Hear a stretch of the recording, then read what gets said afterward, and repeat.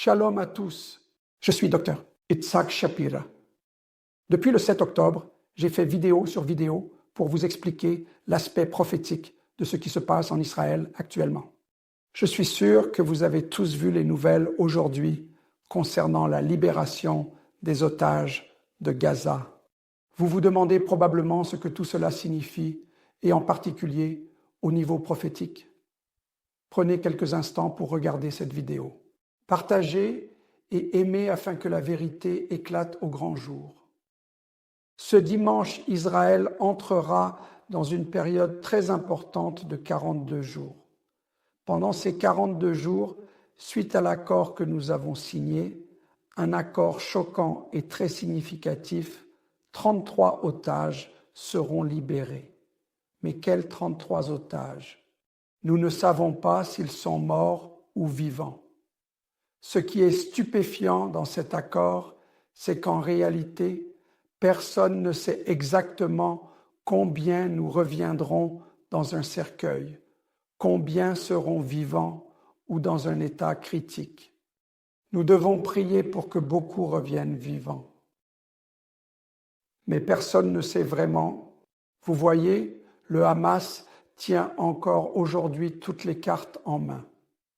Dans la première étape des 42 prochains jours, Israël recevra ces 33 personnes, d'abord des enfants, des femmes et des personnes âgées.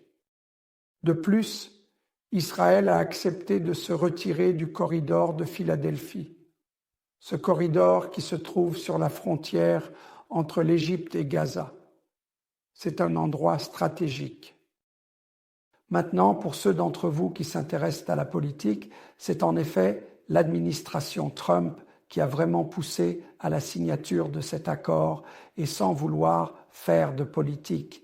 En regardant toutes ces images des informations qui nous parviennent en ce moment, nous constatons que le moral des habitants de Gaza, des Palestiniens, a monté en flèche. Le Hamas est très actif et recrute actuellement de nouveaux membres car ils ont l'intention de recommencer un nouveau 7 octobre. Au nord, la Turquie est une menace pour Israël.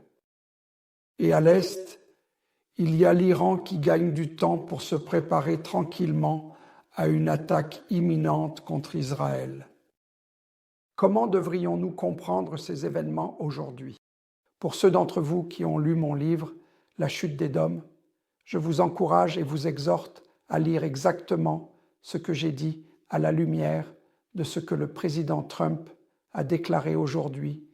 Il a dit que ce qui s'est passé aujourd'hui fait partie d'un plan dans lequel l'accord avec l'Arabie saoudite jouera un rôle déterminant.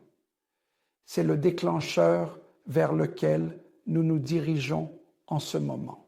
Que va-t-il donc se passer? Je crois que l'échange aura lieu exactement comme je l'ai écrit dans le livre, le nouveau Hamas. Le Hamas ne sera pas vaincu et nous nous préparons pour la prochaine vague. Mes amis, la prochaine vague sera différente de toutes les autres vagues. Elle procurera à Israël un faux sentiment de sécurité qui mènera inévitablement à un accord de paix avec l'Arabie saoudite. C'est ce que les rabbins d'Israël ont prophétisé. Lisez-le dans la chute d'Édom, ce qui finalement nous conduira au dernier Gog et Magog. Pourquoi le président Trump a-t-il été élu?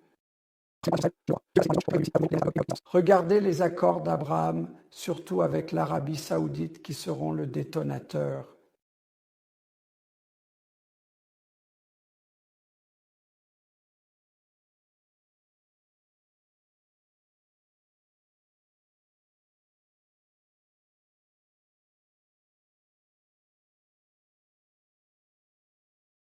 Veuillez lire le livre La chute d'Édom. Et comme toujours, nous prions pour la libération de tous les otages.